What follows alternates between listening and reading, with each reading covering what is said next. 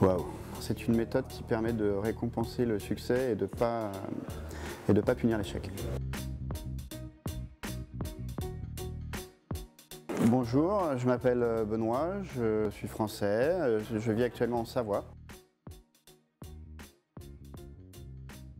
J'avais beaucoup travaillé dans tout ce qui est développement technique, donc je voulais voir quelles étaient les méthodes pour favoriser la créativité s'il y en avait.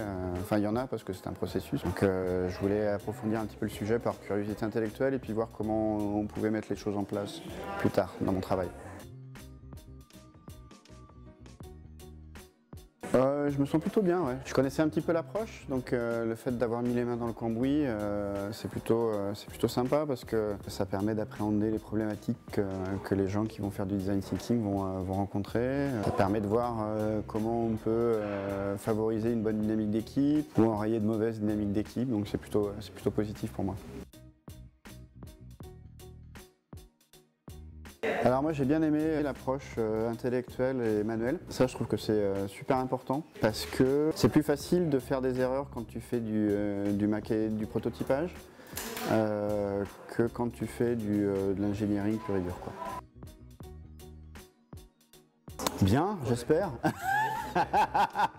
Non, moi j'aimerais bien me positionner sur des postes de directeur d'innovation, etc. Donc j'aimerais bien monter un lab, alors peut-être pas à mon compte, mais au moins pour une entreprise, et puis faire du développement design thinking.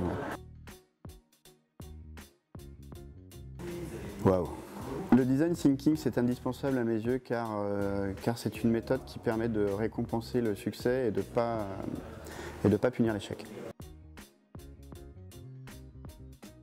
Ce que j'ai bien aimé, c'est quand on a pivoté après la rencontre utilisateur, où là j'ai senti que intellectuellement on a été super souple et le fait qu'on ait bien fonctionné en équipe, ça nous a permis d'avoir les oreilles bien ouvertes vis-à-vis de nos futurs utilisateurs pour transformer un peu le produit qu'on avait élaboré la première fois.